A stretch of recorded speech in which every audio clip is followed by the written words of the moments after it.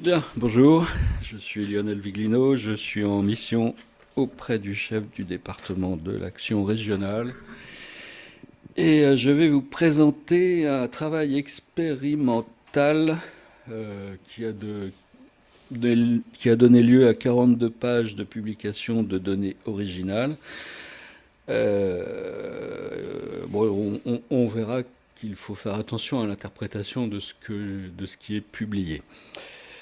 Le travail d'origine, c'était de rechercher des bases de données sur les frontaliers.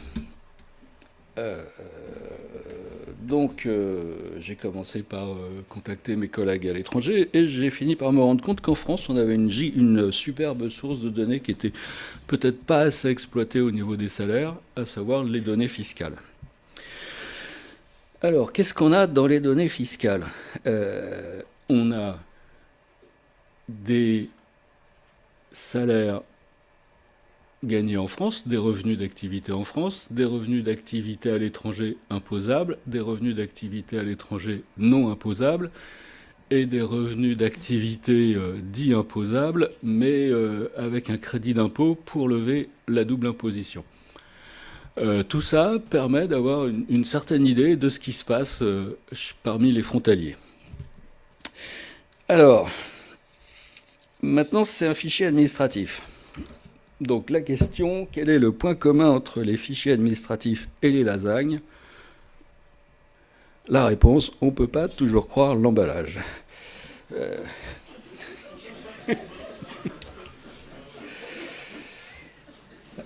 Alors, les fichiers administratifs, on a donc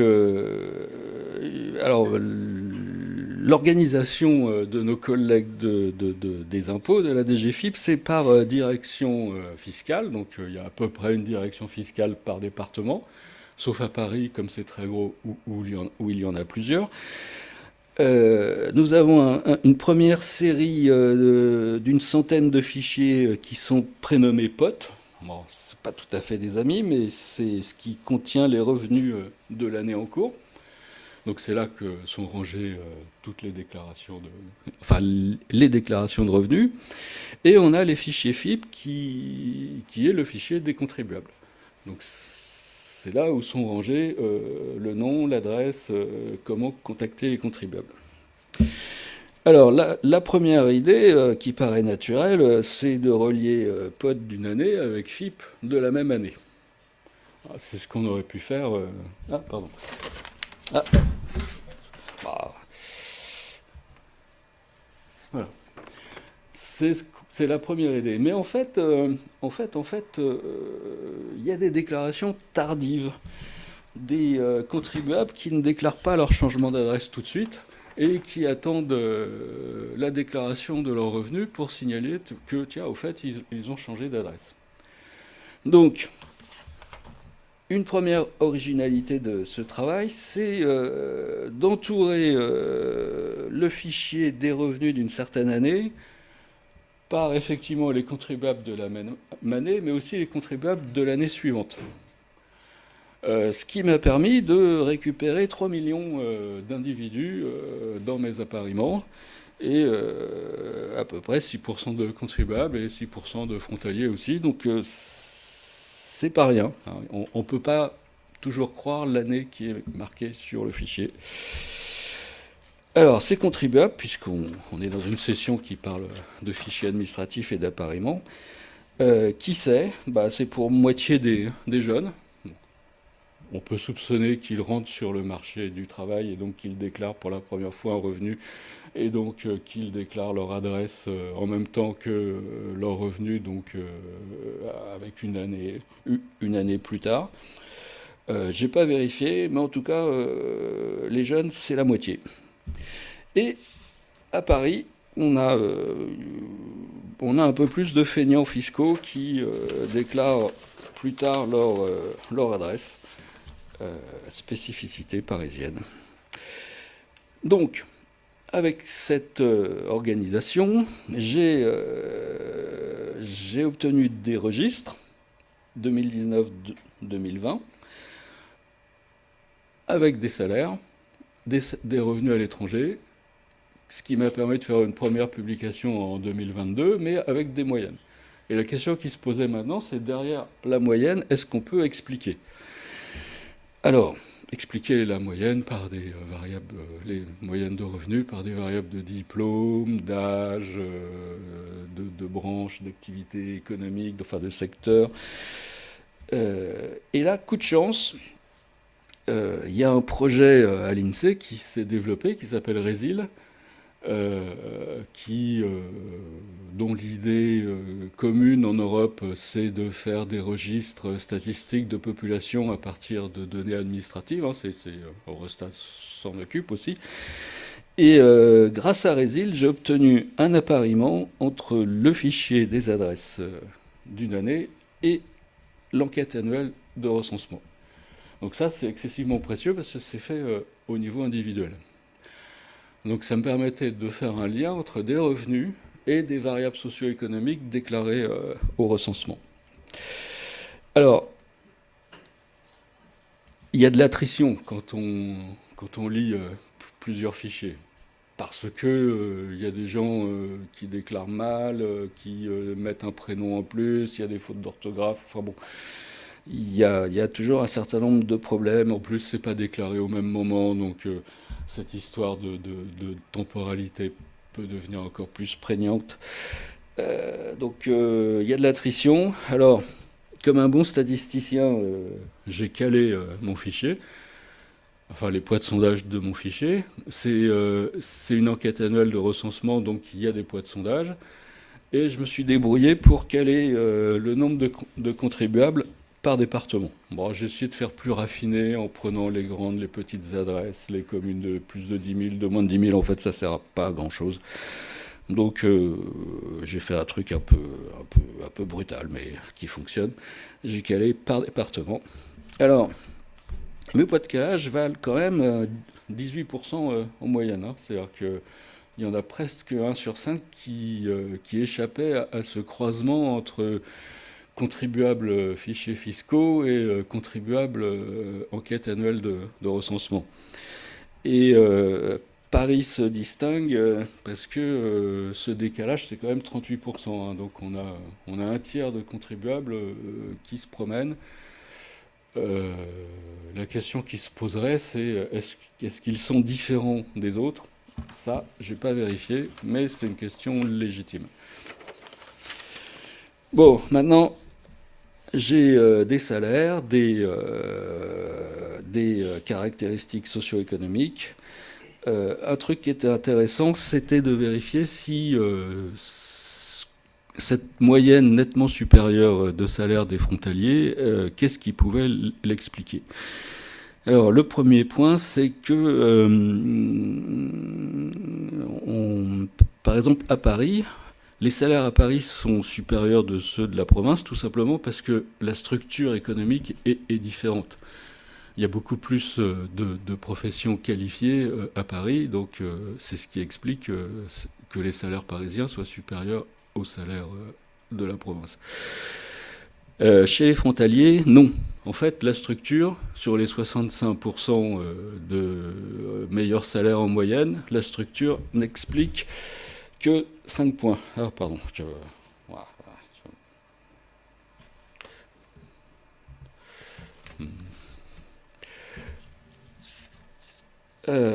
Donc ça, j'ai utilisé la méthode de Haxaka-Blinder. Vous pouvez aller dans le papier avec toutes les formules.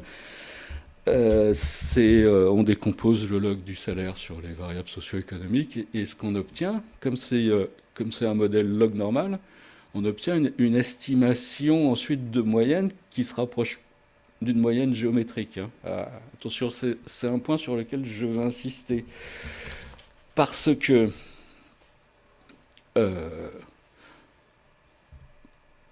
ça, c'est des moyennes arithmétiques pondérées, les moyennes classiques que l'on a. Mais dans ces moyennes arithmétiques pondérées, vous avez toujours un effet de structure. Hein, on n'a pas tout à fait la même répartition de qualification, d'âge, de diplôme entre les frontaliers et les non-frontaliers. Donc ça, c'est de la moyenne brute, on va dire, moyenne arithmétique pondéré. Et quand on va passer à la modélisation, là, on a un modèle log normal, donc avec tous les avantages et les défauts d'une modélisation oui, par régression. D'abord, j'ai modélisé avec des indicatrices. Donc, la somme des indicatrices vaut toujours 1, donc il faut en enlever une, choisir une situation de référence. Donc ce que je présente ici, ça correspond bien à une situation de référence donnée. Et là, clairement, par exemple, mon frontalier qui cadre bac plus 5, homme de 40 à 49 ans qui gagne en moyenne géométrique 90 000 euros au Luxembourg. Si on le recompare avec un cadre de la finance, quelque part, en tout cas, ça fait moins. Je ne sais plus où c'est. Bon, vous verrez.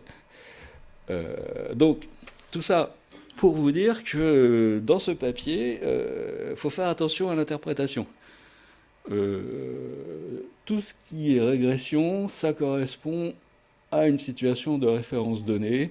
Et par exemple, cet employé-là,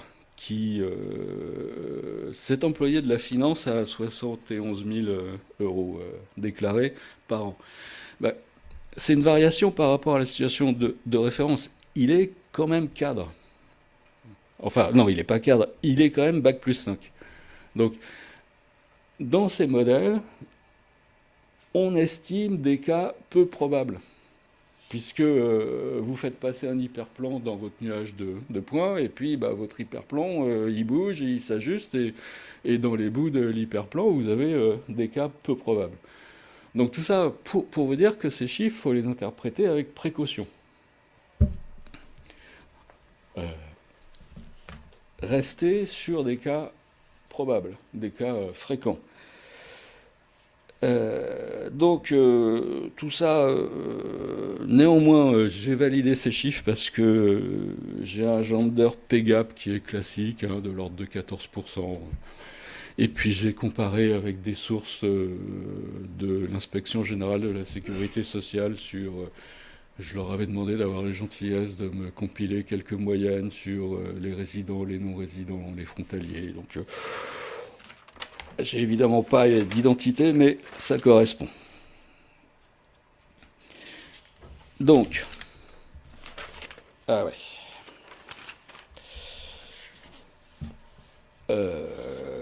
Donc, là, je vous présente la finance, mais il y a aussi la construction, le commerce de détail, la santé. Il y a un zoom sur les infirmières que j'ai fait dans mon papier parce que c'est un problème local dans le Grand Est assez important. Donc à la demande du conseil régional, j'ai fait un zoom sur les infirmières. Donc tout ça, c'est dans le gros papier à votre disposition maintenant. Et ensuite, maintenant qu'on a valorisé des variables socio-économiques, j'ai discuté avec un professeur de géographie de l'université de Lorraine et on s'est dit qu'on allait étudier la ségrégation spatiale. Alors évidemment, l'humain est rationnel. C'est-à-dire que ceux qui en ont les moyens, ils habitent là où c'est sympa. C'est-à-dire soit à côté de la frontière pour minimiser le temps de transport, soit à Metz parce qu'ils prennent le train, ils s'assoient et ils voyagent assis, contrairement à ceux qui prennent le train à Thionville, qui voyagent debout, serrés comme des sardines. En négatif, vous avez les ouvriers qui, eux, n'ont pas de chance, sont dans des lointaines banlieues avec un passé industriel. C'est pareil en centre-ville, donc ça c'est tout nouveau. On a travaillé sur les tréris. Donc ceux qui gagnent bien leur vie habitent à côté de la gare, les autres ils habitent plus loin. Donc ça c'est pour vous aider sur la géographie, pour ceux qui ne connaissent pas. Et puis une conséquence sympa qui est peu connue, c'est les conséquences sur le prix du logement. comme ces frontaliers gagnent beaucoup d'argent, et ben, ils font augmenter le prix du logement à côté de la frontière et dans le sillon lorrain. Et on arrive à des valeurs comparables à l'Alsace, qui est une région économique riche. Et j'invite, alors ça c'est pour les spécialistes, j'ai mis toutes les mises en garde. Pour les journalistes, on a sorti un INSEE Analyse, le numéro 205, à Strasbourg, donc où tout ça est un peu plus accessible. Voilà, je vous remercie.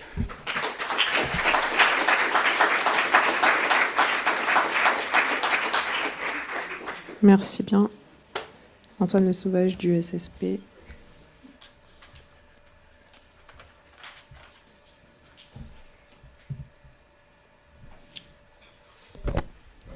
Bonjour à toutes et à tous. Alors je vais essayer de parler dans le micro, je ne garantis rien. Si vous ne m'entendez pas au fond, n'hésitez pas à faire des signes, hein. J'essaierai de faire au mieux. Donc moi je vais vous présenter une comparaison entre deux bases de données qui sont utilisées donc, pour l'occupation du sol, la base de données TERUTI et la base de données OCSGE. Alors, déjà, un peu de contexte. Pourquoi on veut comparer ces deux bases de données? Parce qu'en fait, la première base de données, donc l'enquête TERUTI, elle a pris fin en 2024.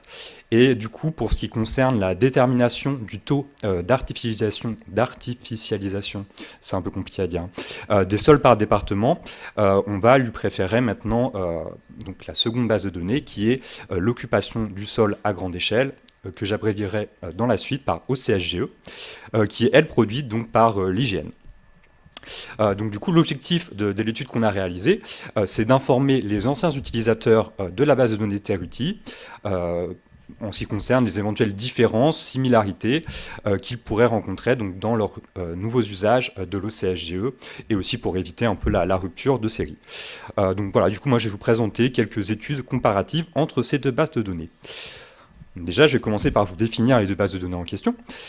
Donc pour ce qui est de la base de données TERUTI, c'est en fait une base de données tirée d'une enquête qui est réalisée donc, par le service statistique et de la prospective du ministère de l'Agriculture, de l'Agroalimentaire et de la Souveraineté alimentaire. Et en fait, qui a pour objectif donc, de suivre l'évolution de l'occupation, mais aussi de l'usage du sol sur tout le territoire national, donc avec un millésime tous les 3 ans. Pour ce qui est de la méthodologie, je ne vais pas rentrer dans les détails, mais en tout cas, grosso modo, on fait un échantillonnage du territoire donc, sous forme d'une grille, avec à peu près un point. Donc un point, c'est un point qui a un diamètre de plusieurs mètres, 2,5, 3 mètres, ça dépend. Donc un point tous les 250-300 mètres. Ensuite, on va caractériser ces points, donc en termes d'occupation et d'usage du sol, en fonction soit d'imputation externe, donc de base de données administratives, je pense par exemple au registre parcellaire graphique, soit par enquête de terrain, donc c'est un peu la plus-value de notre enquête, c'est-à-dire qu'on envoie directement des gens sur place pour dire, là, tel point, c'est plutôt une forêt, plutôt un chemin, plutôt une route. Et on fait aussi un peu de photo-interprétation. Donc en termes de chiffres, si on peut chiffrer un peu ça, en 2022, donc on avait 7,2 millions de points, donc 82% qualifiés via imputation externe, donc de base de données administratives, et 200 000, environ 15%, par enquête de terrain. Et le reste, donc, par photo-interprétation.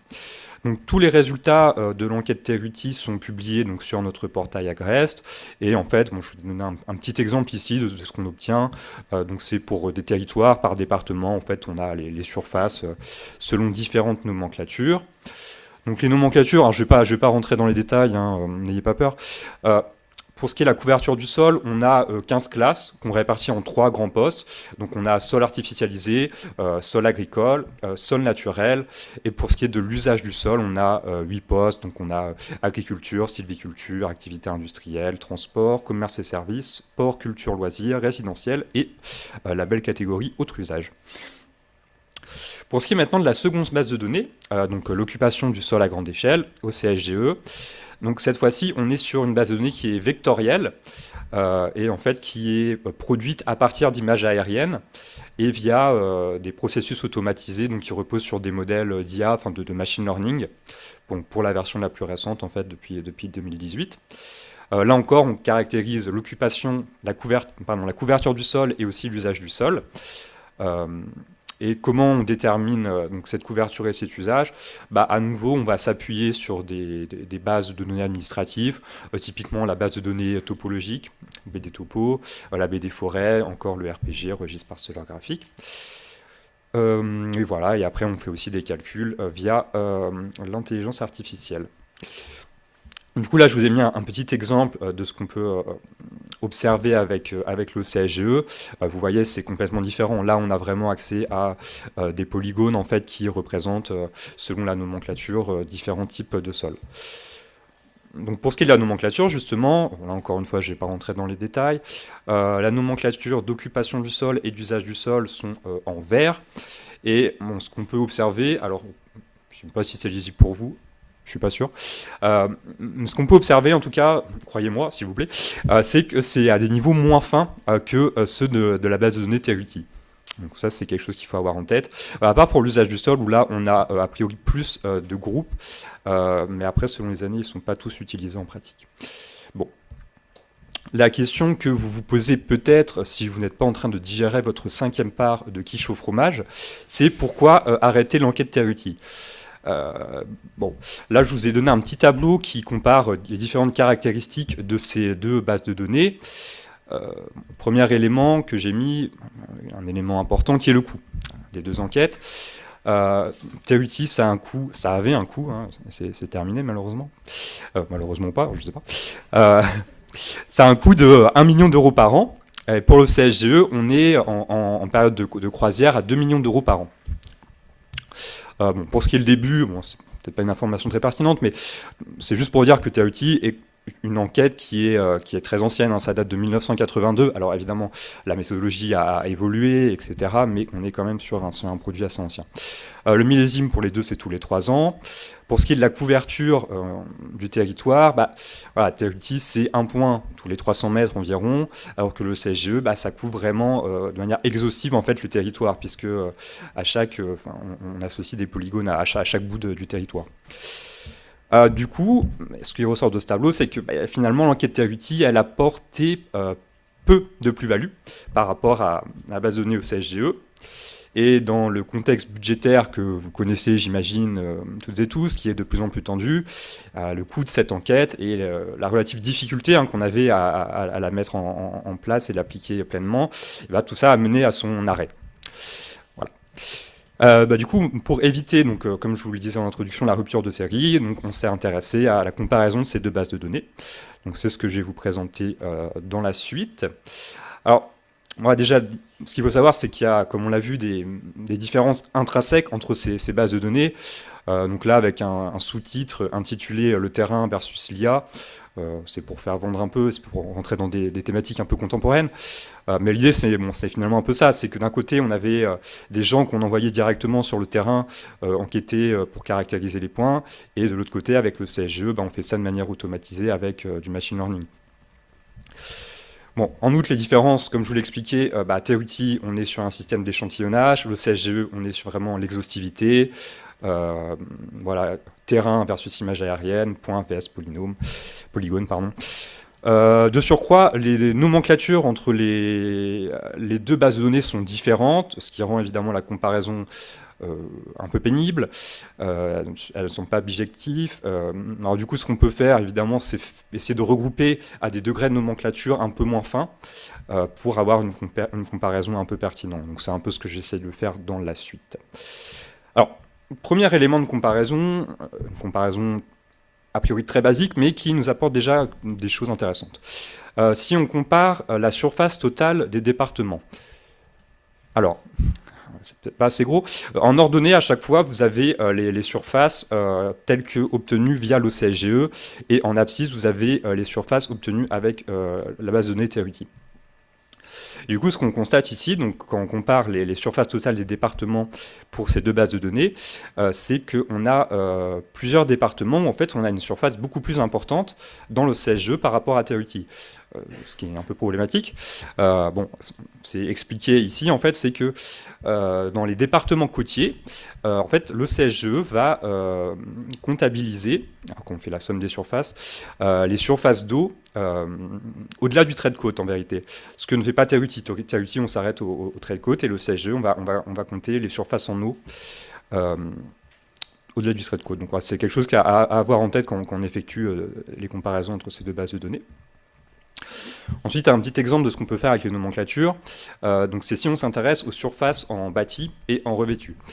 Donc pour la surface des bâtiments, on voit qu'en fait on a une surestimation systématique des surfaces en bâtiment par département dans le CSGE par rapport à la base de données Terruti. A contrario, si on regarde la surface en sol revêtu, ici on a une légère sous-estimation systématique de la surface, donc par département, dans le CSGE par rapport à Terruti. Et ça, finalement, qu'est-ce que ça veut dire ? Si on regarde finement au niveau des images aériennes, en fait, on voit que dans le CSGE, les polygones où on a des bâtiments, ils vont aussi inclure les sols revêtus qui vont être adjacents à ces bâtiments. Contrairement à Terruti, en fait, qui ne va que considérer intrinsèquement que le seul point. C'est-à-dire soit le point il tombe sur le bâtiment, soit le point il tombe sur le sol revêtu à côté, soit il tombe entre les deux, mais bon, ça c'est pas mon problème. Bon, je rigole. Et du coup, si on considère une nomenclature qui va être surface en bâtiment et en sol revêtu, donc en gros, si on somme les deux surfaces, là, du coup, on va avoir un accord qui est bien meilleur.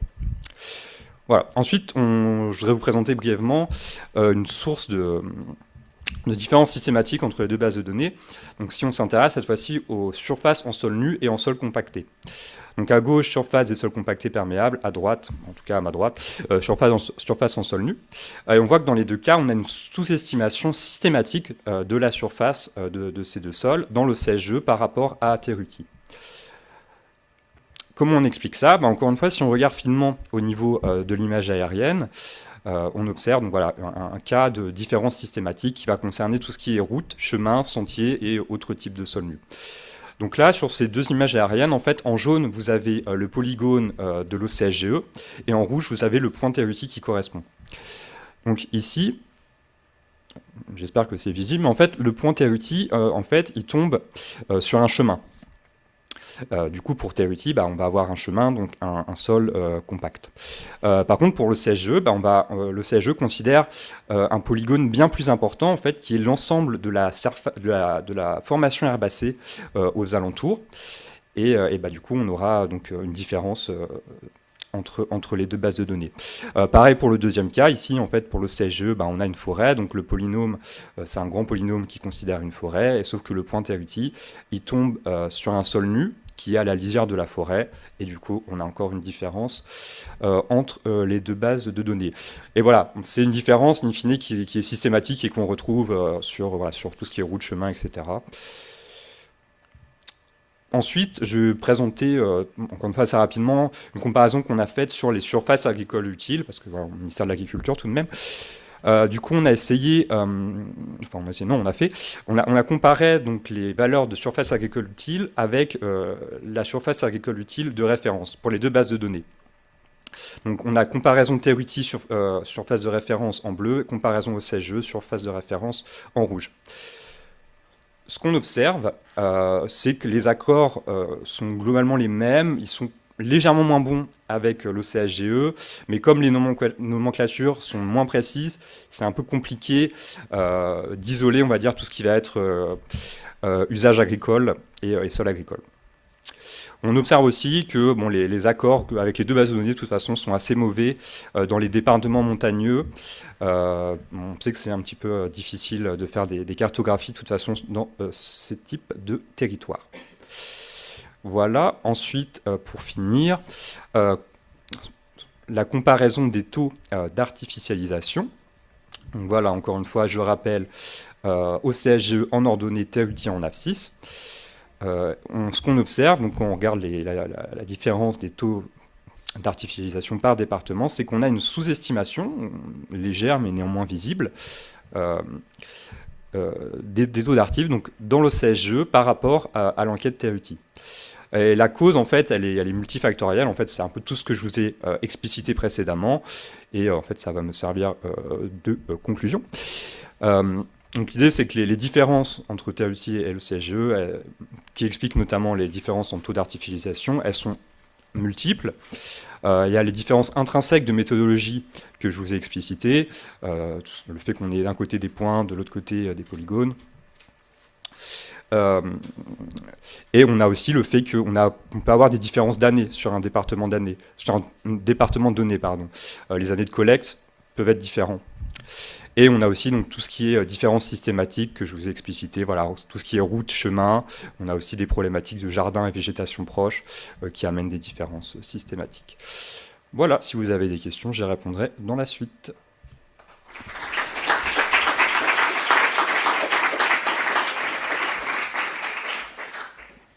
Merci beaucoup.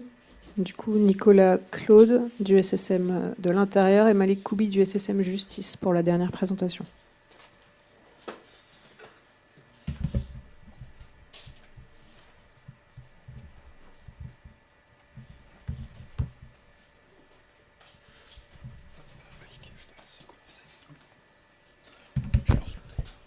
Bonjour, alors moi je suis Malik Koubi du SSER, donc du service statistique du ministère de la Justice, et mon collègue Nicolas Claude est du SSM aussi, le service statistique du ministère de l'Intérieur.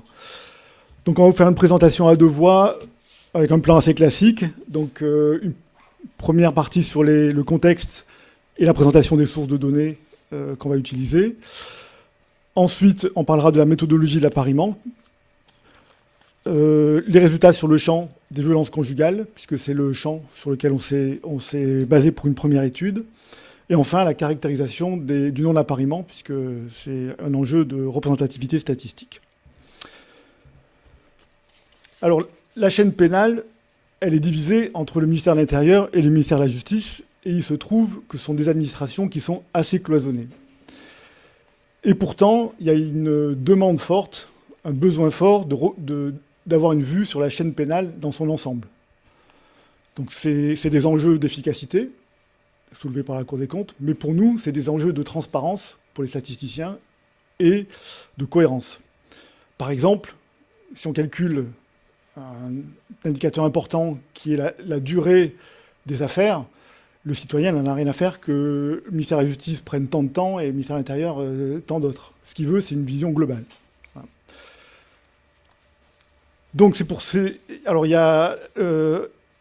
pour cet objectif, il y a un projet qui a été lancé, qui est la procédure pénale numérique, et qui vise justement à dématérialiser et automatiser les transferts entre les deux ministères.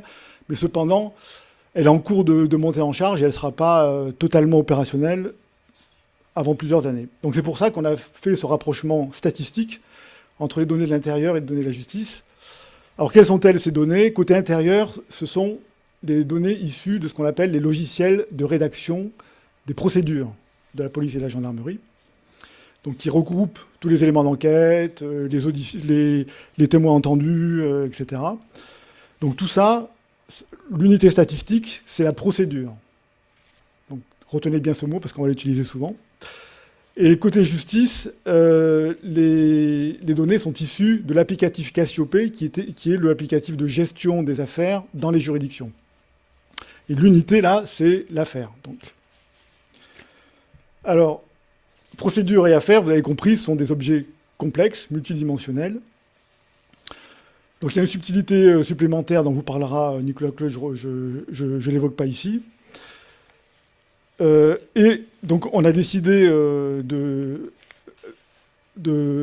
faire ce rapprochement à partir des points communs. Donc on s'est interrogé sur les points communs, et la première chose qu'on a découverte, c'est un triplet de variables administratives qui, en principe, est transmis de l'intérieur à la justice lorsque la police saisit le parquet. Alors je dis bien en principe, parce que en réalité, cette transmission souffre de multiples imperfections, donc on en a parlé tout à l'heure, des erreurs de saisie, des délais de transmission, voire des non-transmissions totales. Voilà. Donc ce triplet, il permet de faire un premier rapprochement, mais qui est pas parfait. Et donc on a décidé d'améliorer le rapprochement en regardant un second niveau, qui est le niveau individuel, qui est au niveau des personnes, et plus particulièrement des mises en cause, qu'on appelle les mises en cause, ou encore les auteurs présumés, dont on a calculé le CSNS. Donc ça permet d'améliorer sensiblement ce rapprochement sur données administratives. Donc, triplé, CSNS, procédure, affaire, c'est les mots que vous devrez retenir pour la suite de l'exposé. Il y a encore des variables auxiliaires, justement, pour discriminer les faux positifs qui arrivent parfois. Donc, c'est la date et le lieu des faits qu'on va utiliser aussi abondamment. Donc, les ingrédients étant posés, je laisse Nicolas vous parler de la recette elle-même. Donc, je vais vous présenter la méthodologie qu'on a utilisée pour réaliser cet appariement. C'est une méthodologie qui est générale, mais les résultats seront présentés sur le champ des violences conjugales.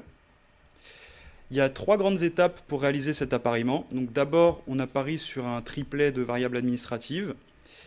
Ensuite, on apparie sur le CSNS des mises en cause. Et une fois qu'on a agrégé ces 2 méthodes d'appariement, on crée des paquets de procédures de manière à avoir des taux d'appariement plus exacts.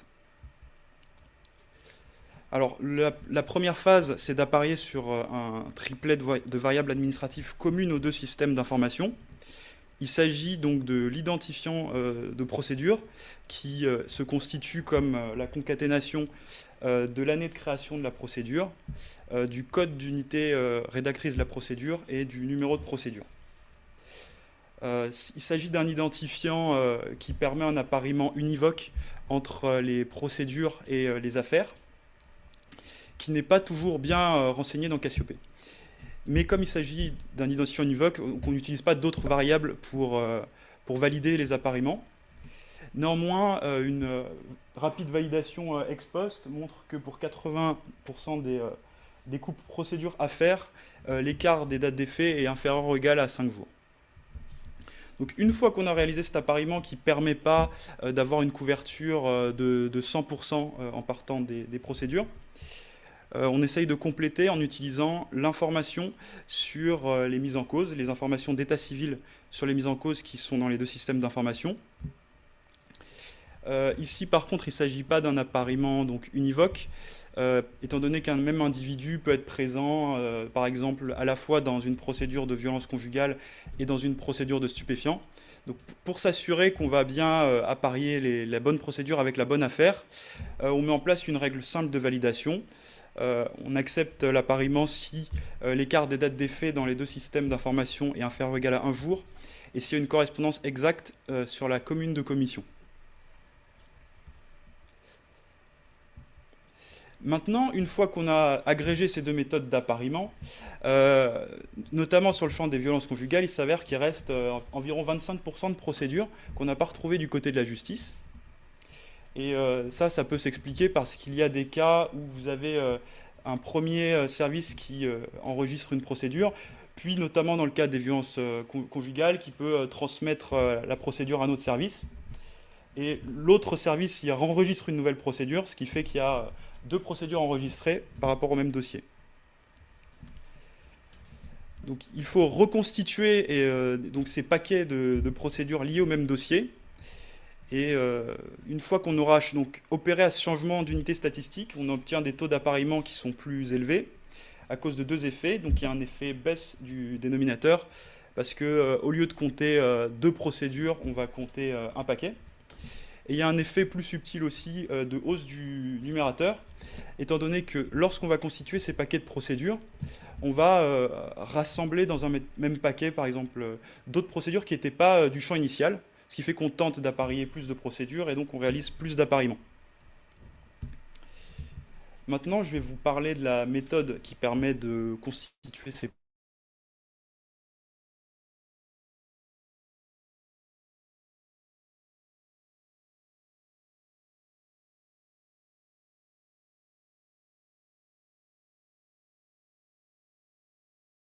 procédure d'origine. C'est une variable lorsqu'une procédure est créée, elle renseigne sur l'identifiant de procédure d'une procédure antérieure par rapport au même dossier. Les 2 autres variables qu'on utilise, c'est le CSNS des mises en cause et des victimes.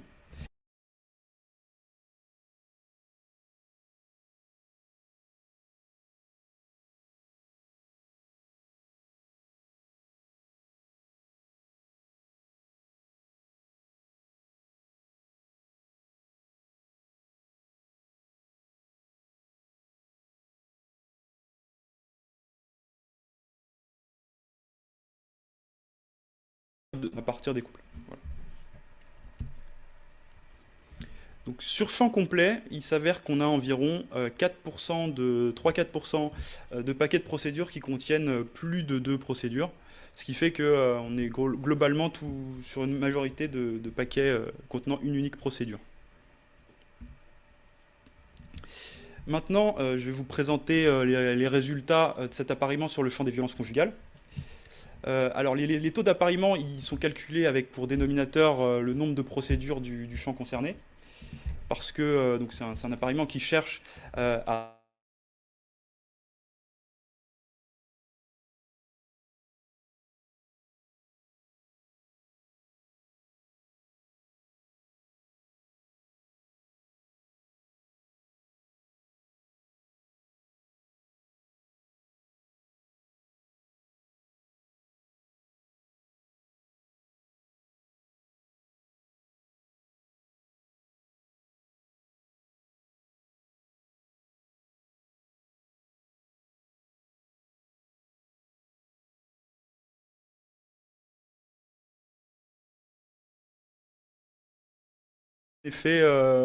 un effet police-gendarmerie. Ensuite, donc, lorsqu'on apparie sur le CSNS, on a des taux d'appariement qui sont plus faibles. On pourrait être étonné, étant donné qu'on parle d'appariement sur des mises en cause, et a priori, donc, il y a toujours un mise en cause dans une procédure pour violence conjugale. Mais la définition de mise en cause, c'est un individu pour lequel il existe des éléments, des raisons de penser qu'il a commis ou tenté de commettre une infraction et qu'il a été entendu. Et parfois, une des deux conditions n'est pas remplie. Par conséquent, il y a des procédures de violence conjugale sans mise en cause. Et voilà. Donc, une fois qu'on agrège ces deux méthodes, on voit que le CSNS, ça permet d'améliorer le taux d'appariement entre 3 et 4% selon les années. Donc c'est une clé d'appariement, on peut dire, secondaire. Et enfin, on observe l'apport des paquets de procédures sur le taux d'appariement. Donc quand on passe avec pour dénominateur le nombre de paquets. Et on a un apport entre 2 et 3% sur le taux d'appariement. Donc une fois qu'on a réalisé toutes ces étapes, il s'avère qu'on a environ 20 à 25% de paquets de procédures qu'on n'a pas retrouvés du côté de la justice. Et donc on va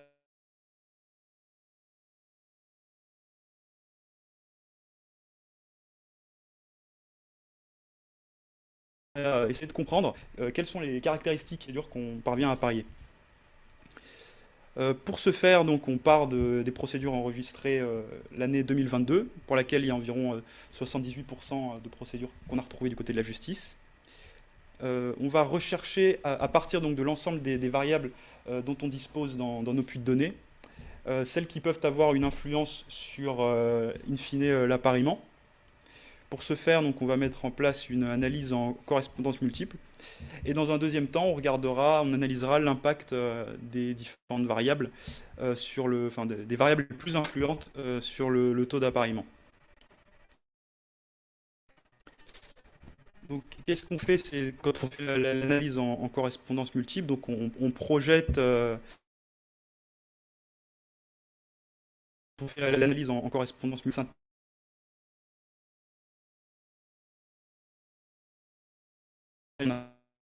Appariement. Et en faisant cela, on constate que l'indicatrice d'appariement, non-appariement va être plus corrélée avec le fait qu'il y ait ou non un mise en cause.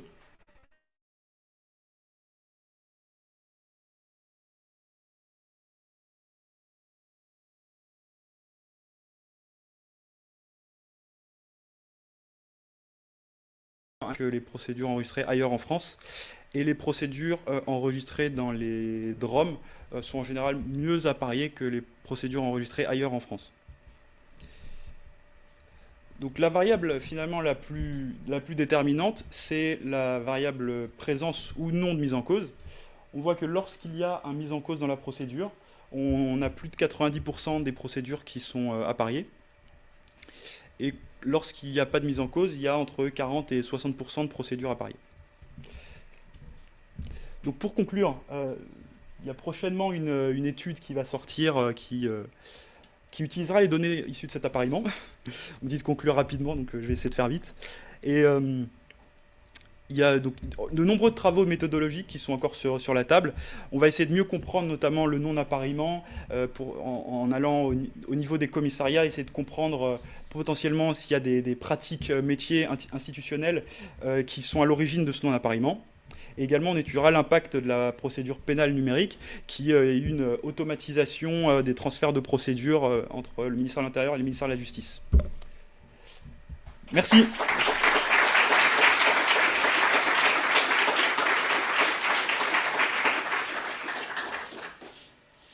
Merci beaucoup à tous les intervenants pour le respect exceptionnel du timing. Donc, on va passer aux questions. On a 10 minutes pour les questions. C'est toi qui...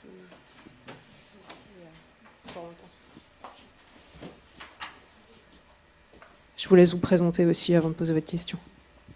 Alors, Corentin Trévien, INSEE. J'avais une question sur la dernière présentation. Donc, vous avez des procédures, enfin des affaires que vous n'avez pas appariées côté police, mais est-ce que vous en avez aussi côté justice ? Parce qu'en fait, ce que je me demandais, c'est quand il n'y avait pas d'appariement, est-ce que c'est parce qu'il n'y avait pas eu de suite judiciaire ou parce que vous n'aviez vraiment pas réussi à apparier et est-ce que le taux de ce qui vous reste de l'autre côté vous permet de savoir en fait la part respective des deux ? Malik va répondre. Oui, c'est moi qui vais répondre. Effectivement, est-ce que vous pouvez utiliser le micro pour cette étude, on n'en a pas parlé parce qu'effectivement, l'idée c'était vraiment de partir de la plainte et voir quel était un peu, en quelque sorte, le taux de résolution par rapport à la vision de la victime, enfin du plaignant. Mais effectivement, nous, on regarde au SSER l'inverse. Effectivement, on a également des affaires qui ne sont pas pariées à des procédures, mais en beaucoup plus petit nombre. Et ça, effectivement, on n'a pas encore regardé en détail, mais on sait qu'on en a quelques pourcents. Ouais.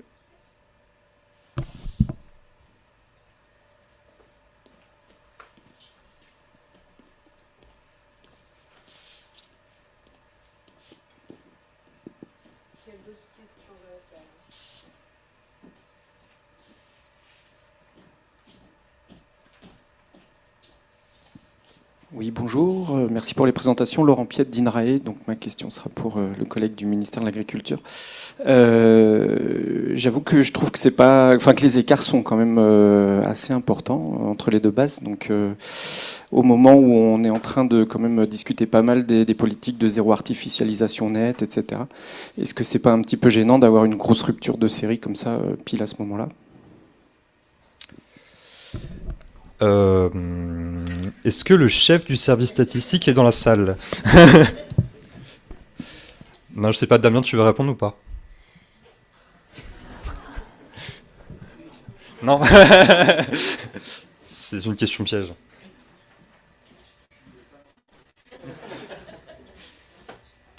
Bonjour, je suis Damien Babet, je suis pas le chef du service statistique, juste le chef d'Antoine. Si, c'est un peu gênant. Je suis d'accord. C'est un peu gênant, mais de cette rupture avant de prendre la décision, on l'a précisé. Donc on savait déjà qu'il y avait des ruptures de série dans Terruti elle-même, qui avait demandé pas mal de travail pour essayer de les lisser. Donc ça veut dire qu'il va y avoir encore pas mal de travail pour lisser le passage à l'OCSGE. Ce qui va peut-être nous manquer, c'est d'avoir plus de superposition, mais on va trouver des solutions.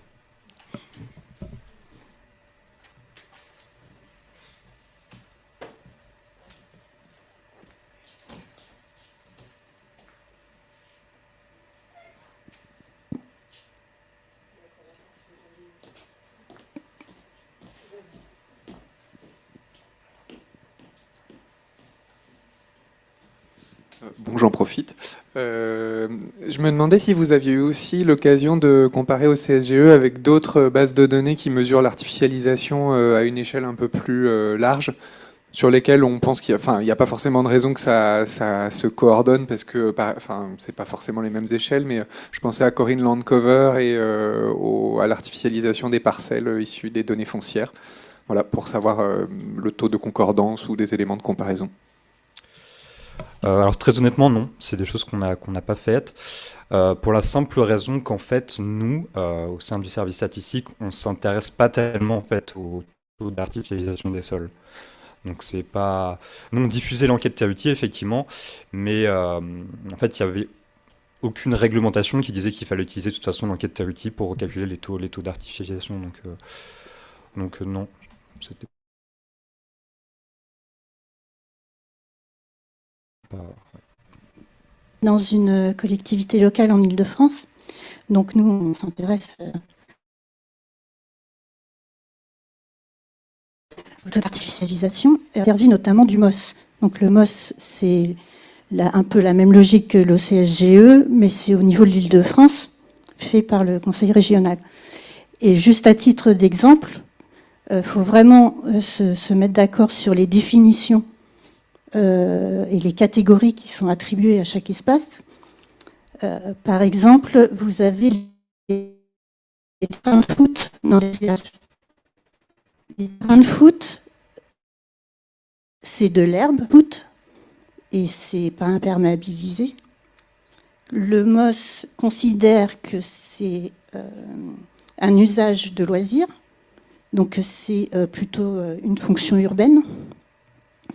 Et alors que on pourrait aussi considérer que pour la biodiversité, c'est pas si mal, que c'est perméable, etc. Donc tout dépend des définitions qu'on arrête. Et après, pour comparer d'une base à l'autre, c'est effectivement très compliqué. Mais à ça, vous ajoutez les textes juridiques qui vous imposent de faire des choses ou pas. Enfin, c'est très très compliqué quand même.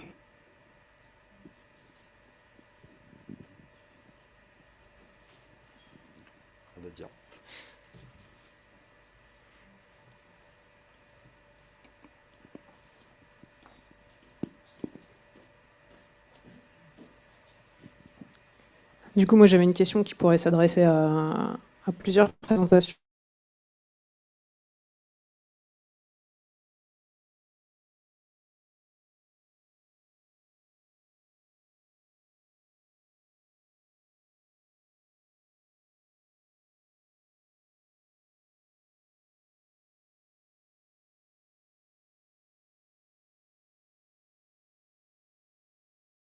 La population de départ et la population après appariement.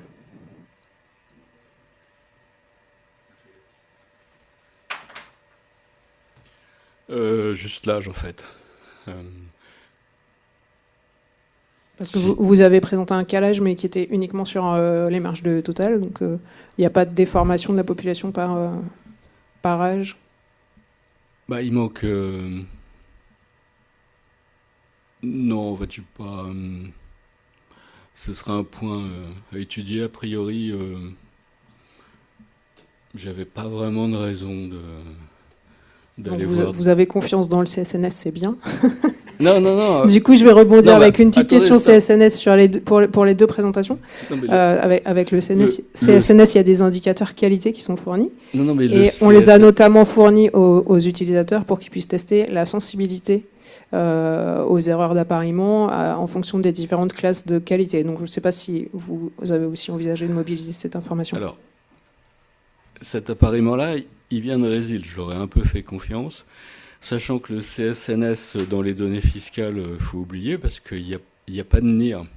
Donc, donc on est obligé de retravailler à partir des noms, prénoms, adresses, date de naissance à l'ancienne, quoi. Bon, ce qui m'a rassuré, c'est que je retrouvais après des statistiques convergentes avec mes sources luxembourgeoises. Donc, et en 2022, je retrouvais aussi des choses qui correspondaient avec le recensement. Donc là, en 2025, j'ai foncé, quoi. Merci. Ouais, je veux bien, ouais, si vous avez fait des choses sur les indicateurs qualité de CSNS, ça peut être intéressant. Ouais, sur les indicateurs qualité de CSNS, en fait, au départ, on fait un filtre sur les CSNS qui sont de qualité 1 à 4. Après, pour moi, des enjeux un peu ensuite, c'est de voir si on peut ouvrir, je sais pas, peut-être à 5, 6, faire une analyse de sensibilité, quoi. Mais pour l'instant, on n'a pas fait ça. Merci. Il reste 1 minute pour une dernière question ou une dernière réaction.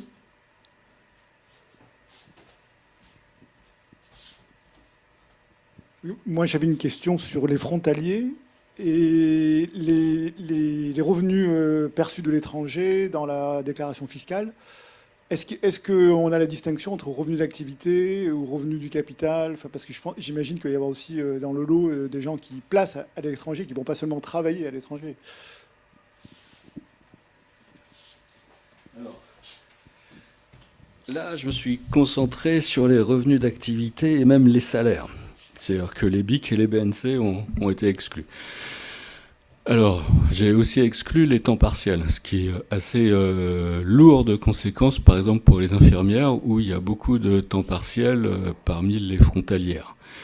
Parce qu'en fait, le modèle que je voulais estimer, le Oaxaca Blinder, normalement c'est un salaire horaire, mais j'ai pas ça, moi. J'ai juste un salaire annuel. Donc j'ai enlevé tous ceux qui déclaraient dans 2 cases différentes, c'est-à-dire chômage, activité, retraite, activité, un pays, puis ensuite dans l'autre. Donc là, pour troubler, il n'y a que ceux qui rentrent dans le marché du travail, donc ceux-là, j'ai pas pu les exclure. Donc ils sont dans les moyennes, ils sont pas dans les modèles, parce que les modèles les modèles ont dû les renvoyer dans les résidus. Donc voilà, ce que j'ai fait, c'est sur les salaires. Alors, dans la source fiscale, il y a évidemment des choses beaucoup plus, aussi très intéressantes. Je me suis amusé à regarder les propriétaires locataires. Alors, effectivement, il y a plus de propriétaires parmi les frontaliers que les non-frontaliers. Et il y a les revenus du capital. Et ça, c'est un des prochains axes que j'aimerais bien ouvrir. Donc, je vous donne rendez-vous, peut-être pas l'année prochaine, mais dans 2 ans, prochaine JMS. Merci beaucoup. On arrive à la fin de cette session. Donc, merci à toutes les personnes qui ont présenté, aux auteurs.